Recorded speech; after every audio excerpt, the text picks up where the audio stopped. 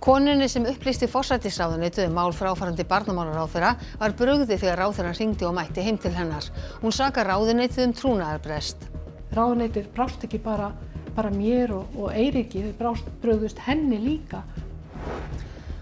Stjórnarandstaðan segir mörgum spurningum ósvarað hvernig málið var meðhöndlað í forsætisráðuneytinu. Ríkisstjórnin hefur skaðast af máli Ásthildar Lóu að mati formanns Viðreisnar. Ekki liggur fyrir hver verður nýr barnamálaráðherra. Engin neyðarhjálp hefur borist inn á Gaza í 19 daga. Ísraelsher hefur hafið landhernað á ný ofan á umfangsmiklar loftárásir. Embætti landlæknis hefur áhyggjur af neyslu barna og ungmenna á nýjum koffínpúðum. Óvíst er hvaða reglur gilda sölu á púðunum. Nokkuð óvenjulegir tónleikar fara fram í Hörpu í kvöld þegar tvær stórhljómsveitir, önnur þekkt fyrir gítarrokk og hin fyrir orgelspil, leiða saman hesta sína og leika lög eftir hvor aðra.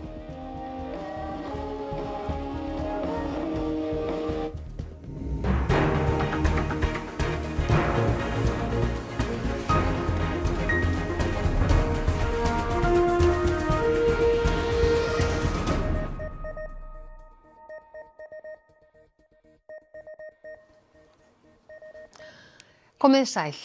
Konan sem sendi forsætisráðuneytinu erindi mál Ásthildar Lóu Þórsdóttur segir ráðuneytið hafa brugðist algjörlega öllum aðilum máls. Þá sé það ekkert annað en trúnaðarbrot að hafa upplýst Ásthildi Lóu hver það var sem sendi erindið. Ég bið stuttan fund með Kristrúnu Frostadóttur en það varðar Ásthildi Lóu Þórsdóttur, Það í góðu lagi að hún sitji líka fundinn, ef Kristrún vill það, liggur á. Ég ekki að bjóða Ásthildi Lóu á fundinn. Ólöf Björnsdóttir fyrrverandi tengdamóðir Eiríks Ásmundssonar, barnsföður Ásthildar Lóu Þórsdóttur. Eiríkur bjó á heimili hennar fyrir margt löngu og Ólöf segir að það hafi verið erfitt að horfa upp á það að hann fengi ekki að umgangast son sinn og Ásthildar. Henni hafi því misboðið þegar Ásthildur Lóa tók við embætti barnamálaráðherra. Mér ofbýður að hún sé þarna. Algjörlega. Hún sendi því tölvupóst til forsætisráðuneytisins eftir að hún hringdi til að ganga úr skugga að haldin yrði trúnaður hann. Hver get ég sent til að sé fullur trúnaður málið? Hver get ég sent? Já, þú getur sent á for@for.is og ég býtu og algjör trúnaður þar. Ferða ekki neitt út bí. Ég vil gjarna vernda svona, þetta svolítið erfitt og leið, þú veist, fór aðeins út í það, ég væri að vernda. Algjör trúnaður. Það kom henni því í opna skjöldu þegar hún fékk símtal frá Ásthildi Lóu. Hún vildi vita hvað ég væri að fara. Þá hafi það ekki síður komið á óvart þegar hún bankaði upp á klukkan 10 að kvöldi. Ég var bara svo rasandi. Af hverju hringdi ekki ráðuneyti og sagði hún veit nafnið þitt? Eða megum við gefa upp nafnið þitt? Má hún hafa samband við þig? Mér fannst að ráðuneytið algjörlega hafa brugðist frá A til Ö. Ég líti á þetta algjörlega sem trúnaðarbrot. Hugsaðu ef ég væri nú viðkvæm kona sem væri að reyna að koma framfæri einhverju svona stóru máli. Að kona þarf að segja að sér ráðherraembætti að því hún svaf hjá unglingspilti. Þetta stór mál og ég var að vernda hana, trúir því. Ég var að vernda hana með því að reyna að fá fund hjá Kristrúnu og mætti kalla hana inn og ég skildi feysana af hverju ég vildi hún færi og svo ætti hún bara að fara þegjandi og málið væri dautt. Nei, ráðuneytið brást ekki bara mér og Eiríki, þau brugðust henni líka. Forsætisráðherra hafnar því að trúnaðarbrestur hafi orðið þegar aðstoðarmaður hennar lét mennta- og barnamálaráðherra vita af því hver hefði óskað eftir fundi með forsætisráðherra. Vissulega felur það í sér að þegar ekki kemur fram fundarefni að það ekkert óðurlegt við það að aðstoðarmaður forsætisráðherra segi að það sé áhugi á fundi þar sem að meðal annars mennta- og barnamálaráðherra gæti setið og það sé einstaklingur að hafa samband og hvort að hún kynni að vita hver þessi einstaklingur í ljósi þess að máli beinist að þeim ráðherra og sá ráðherra á jafnframt að sitja þann fund ef að það vilji til þess. Nú forsætisráðherra fékk upplýsingar fyrir viku síðan að fráfarandi barnamálaráðherra hefði fyrir rúmum 3 áratugum eignast barn með 16 ára unglingspilti. Atburðarásin var hröð og aðeins 11 dögum eftir að fyrsta erindi var sent var ráðherrann búinn að segja af sér. 9. mars óskar Ólöf Björnsdóttir eftir stuttum fundi með forsætisráðherra. 2 dögum síðar ræðir hún við starfsmann forsætisráðuneytisins í Síma, fær staðfest að öll erindi sem komi inn á netfangið 4@4.is séu trúnaðarmál og nokkrum mínútum síðar ítrekar hún beiðni sína. Fundurinn varði Ásthildi Lóu, það sé í lagi að ráðherrann sitji fundinn ef forsætisráðherra vilji það, en það liggi á erindinu. Daginn eftir svarar ritari forsætisráðherra þar sem Ólafur beðin að útskýra erindið áður en það verði tekið til skoðunar. Rétt eftir miðnætti sendir Ólöf langan og ítarlegan tölvupóst þar sem hún rekur erindi sitt, segir að samband Ásthildar Lóu og barnsföður hennar hafi hafist þegar hann var unglingur í veikri stöðu og hún fullorðin kona. Hún muni láta í sér heyra ef ekkert verði gert. Tölvupóstinum líkur á því að Ólöf segist vona að hún þurfi ekki að bíða lengi eftir viðbrögðum frá forsætisráðuneytinu.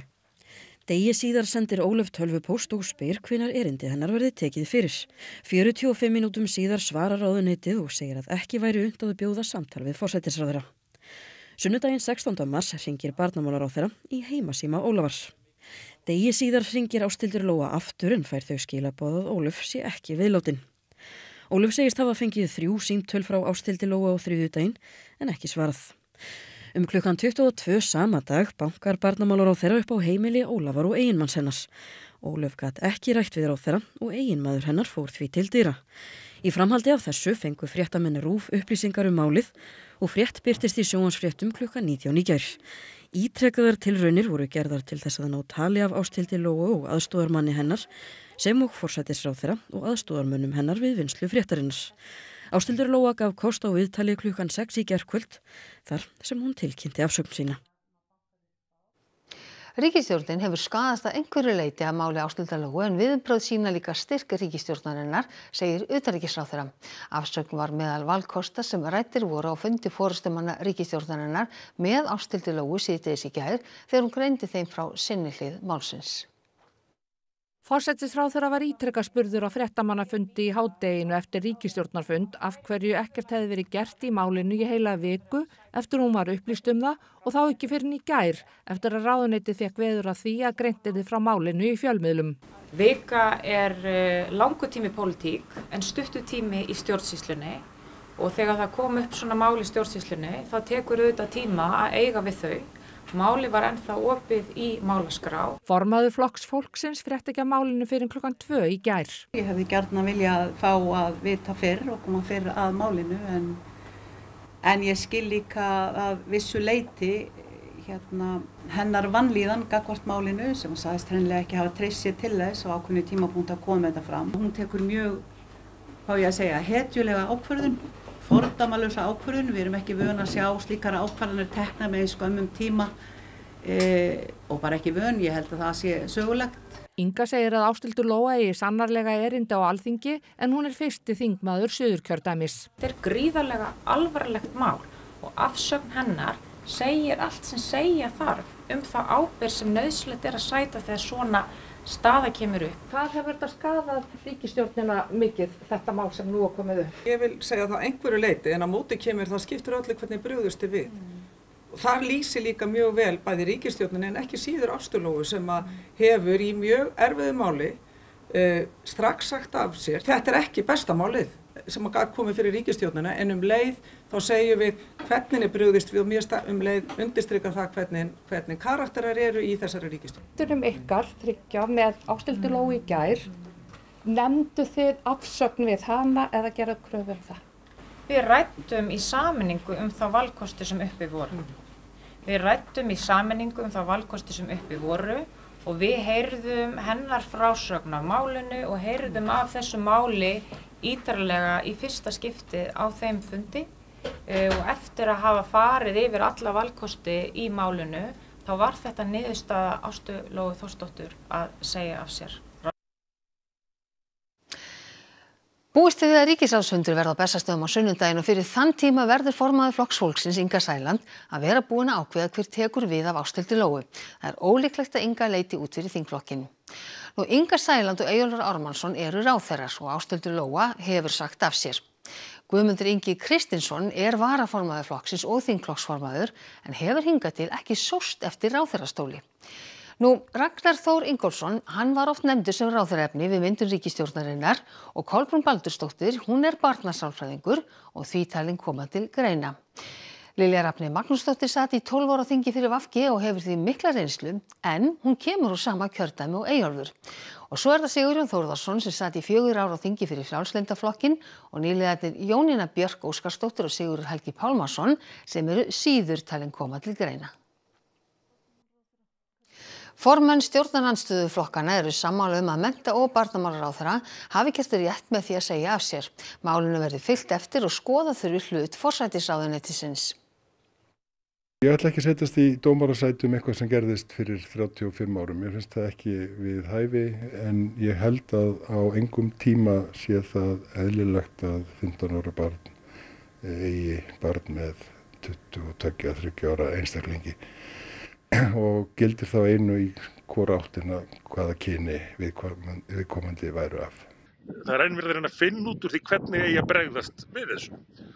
Og ýmsum spurningum er ennþá ósvarað og ég held að það hljóti að koma til þingsins þá eftir helgi að fara fram á svör við þeim spurningum. Mér finnst þetta alvarlegt mál og ég tel að það hafi ekki verið neitt annað í stöðunni fyrir hana en að segja af sér. Það finnst mér ljóst að þetta hafi orðið niðurstaðan til þess fyrst og fremst að forðast áframhaldandi vandræði fyrir ríkisstjórnina. Ég skil fullkomlega afstöðu hennar að segja af sér, finnst það eðlilegt. Hefði svipað mál komið upp hjá ráðherra Sjálfstæðisflokksins í ríkisstjórn, hver hefði þér fundist vera eðlileg viðbrögð? Ég held að mér hefði þótt bara sömu viðbrögð og nú eru eðlileg. Mér finnst ólíklegt að einstaklingur hefði verið kominn í þessa stöðu að þess að við hefðum haft vitneskju það. Til þess eru jú flokkar skipulagðir og vinna vinnuna sína í langan tíma áður en að fólk tekur þessi trúnaðarstörf. Og mér finnst afar brýnt að við fáum að vita það hvernig atburðarásin var í forsætisráðuneytinu og hvort að þar hafi orðið leki. Ég held að þetta geti haft talsverð áhrif á ríkisstjórnarsamstarfið, ekki hvað síst vegna þess að flokkur fólksins er ekki beinlínis þarna á pólitískum forsendum. Hann var til í að vera með og gefa eftir flest af sínum stórum málum til að fá að vera í ríkisstjórn. Það berst þarna erindi inn í forsætisráðuneyti fyrir 10 dögum. Hvernig var það meðhöndlað? Var það meðhöndlað sem trúnaðarmál? Fór það í formlegt ferli? Af hverju gerist ekkert fyrir enn í gær?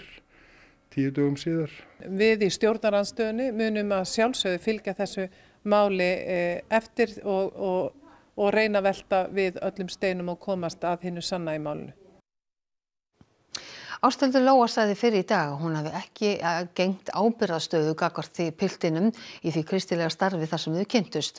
Hún hafi reynt að slíta sambandinu en hann hafi ekki virt það og hún í kjölfarið upplifað óviðeigandi hegðun hans gagnvart sér.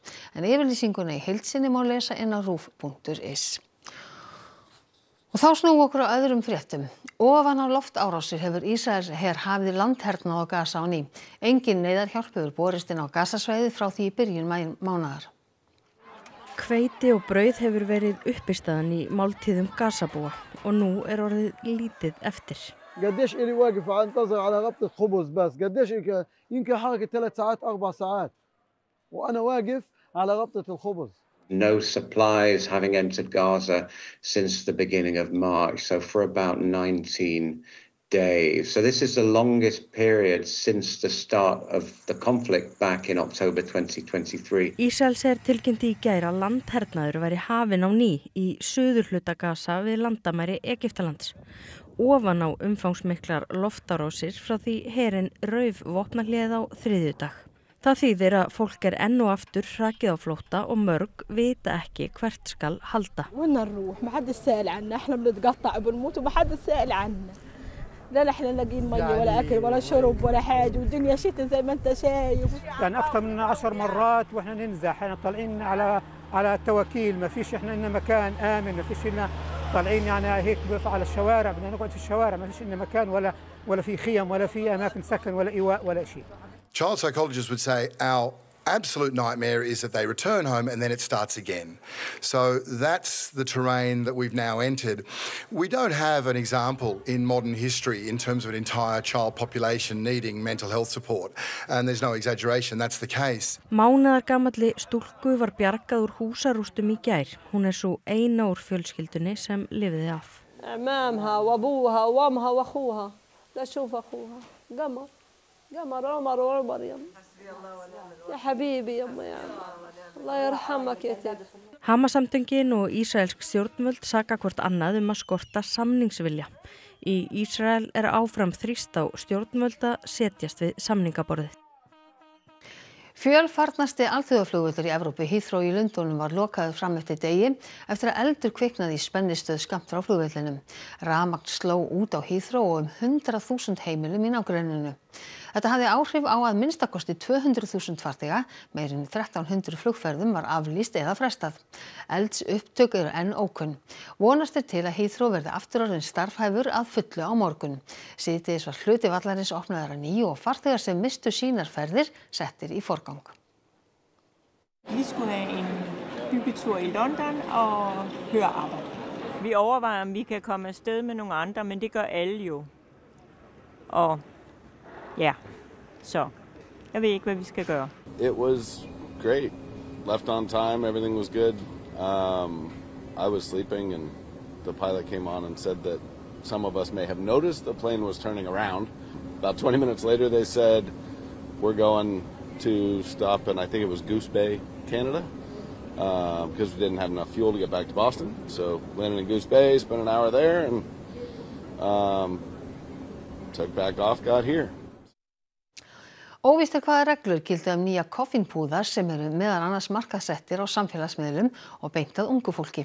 Þróunin vekur áhyggjur hjá embætti landlæknis. Vörur sem innihalda mikið af koffíni eru heilsuspillandi fyrir börn. Embætti landlæknis hefur lengi lýst yfir áhyggjum af aukinni neyslu barna og ungmenna á koffínblöndum orkudrykkjum. En nú komin ný vara á markað. Koffínpúðar. Í einum svona púða getur leynst meira magn af koffíni en í einni orkudrykkjadós. Fyrir fullorðinn einstakling sem bara vanur koffíni, þá tala að fara alls ekki 400 milligram yfir allan daginn. Og ef þú færð úr einu svona púða 150, og kannski líka drekku kaffi eða orkudrykk, þá ertu vel komin yfir mögulega mörkin, bara mjög auðveldlega. Sterka koffínblandaða orkudrykki má eingöngu selja til fullorðinna og bannað að selja þessar vörur einstaklingum undir 18 ára aldri. Í nýjum ráðleggingum landlæknis mataræði sérstaklega varað við neyslu barna og ungmenna á koffínblönduðum vörum. Koffínpúðarnir eru nýjir á íslenskum markaði og því ekki ljóst hvaða reglur gilda þá. Þá spurning hvort það sé einhver reglugerð í gildi í dag sem næri yfir þessu vöru. Dagleg koffínneysla barna og unglinga ætti ekki að vera meiri en 2,5 milligram á kíló. Neysla umfram það getur valdið líkamlegum skaða. Hvaða einkenni eru það sem geta komið fram? Það eru til dæmis þessar hjartsláttartruflanir, þetta líka hefur áhrif á svefn. Þetta getur valdið kvíða og ógleði, svima og náttúrulega fyrir konur sem eru nýorðna barnshafandi getur þetta líka valdið fósturláti. Fyrirtæki hafa auglýst koffínpúðana á samfélagsmiðlum og embætti landlæknis hefur áhyggjur af þróuninni. Og mætti einmitt huga að því að það sé ekki svona allstaðar í kringu þau. Það væri virkilega gaman að sjá að það væri hugsað það. Fyrirtæki Carbfix hefur blásið af áform sínum kolefnisförgunarstöðina Kóta Terminal í Straumsvík, þar sem ekki náðist samhljómur milli fulltrúa Hafnarfjarðarbæjar og fyrirtækisins. Verkefnið mætti mikilli andstöðu meðal margra hafnfirðinga. Framkvæmdastjóri Carbfix segir að fyrirtækið horfi núna til sambærilegra verkefna á Bakka við Húsavík og á Þorlákshöfn. Þá stefnir fyrirtækið áfram að því í framtíðinni að fanga og dæla niður losun frá íslenskri stóriðju. Hljómsveitirnar Ham og Apparat stilla saman strengi sína á stórtónleikum í Hörpu í kvöld. Í fyrstu virðast þessar sveitir ekki eiga mikið sameiginlegt, en þó sterk tenging á milli þeirra. Ástrós Signíðardóttir fréttamaður stödd í Eldborg. Já, Ástrós, þetta engin venjulegur hljómsveitasamruni eða hvað? Nei, þetta ansi óvenjulegur samruni og í fyrsta skipti sem að þessar hljómsveitir leiða saman hesta sína og ég verð að segja að það ansi tilkomumikið að standa hérna á sviðinu í Eldborg innan öll þessi glæsilegu hljóðfæri og þó að salurinn sé tómur núna þá mun hann fljótt fyllast af spenntum tónleikagestum. En hjá mér eru þeir Sighvatur og Björn sem ætla að standa hérna á sviðinu í kvöld. Sighvatur, hvað það sem að tengir þessar hljómsveitir tvær saman? Já, það náttúrulega fyrsta lagi trommuleikarinn, hann náttúrulega í báðum sveitum og búinn að vera frá upphafi. Og svo það Jóhann heitinn Jóhannsson sem var í báðum sveitum og þetta hafa verið svona systrasveitir í gegnum tíðina. Þannig að þetta svona, var bara beðið eftir að gera, það myndi gerast sko. En núna það andlegur skyldleiki sko. Mikill andlegur skyldleiki. En Björn, hvað það sem að tónleikagestir með eiga von á hérna í kvöld? Sko, ef allt fer óskum, þá verður vonandi hávaði og djöfulgangur og spenna. Svolítið þetta er rosalega langt. Það verður hlé, þannig að það allt í lagi. En ég held að, þannig að þetta nú svona, það allavega markmið að þetta verður upplifunin. Hávaði og djöfulgangur, sko. Já, ég á ekki von á öðru en að hér verði mikil upplifun í kvöld og það stendur til boða að fá bara smá þjóðstart fyrir áhorfendur heima.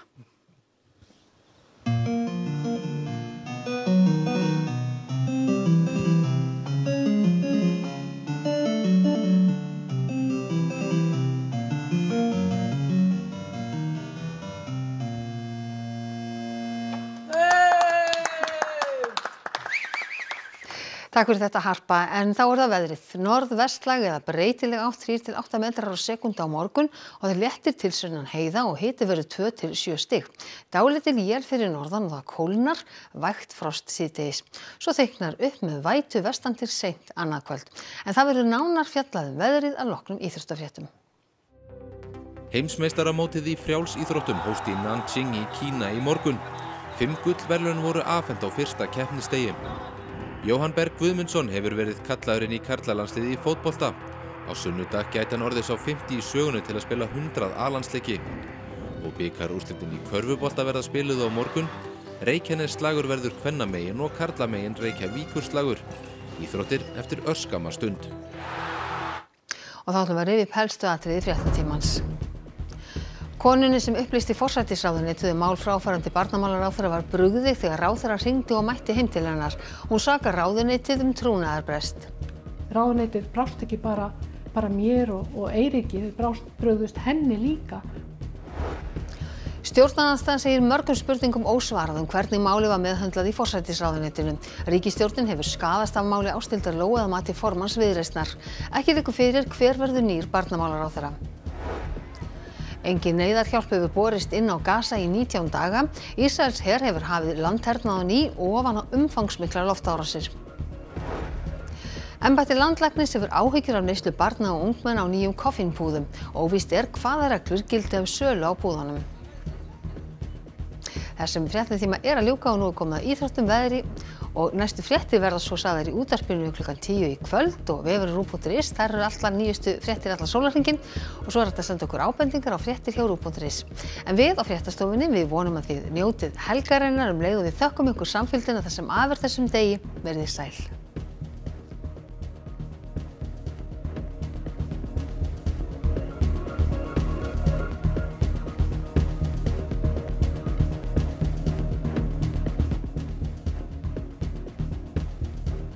Á RÚV í kvöld. Á maður bara vita þetta. Þetta frétt? Fréttatengdur skemmtiþáttur þar sem keppendur spreyta sig á misalvarlegum spurningum sem sóttar eru í glóðvolgar fréttir og gamlar í bland.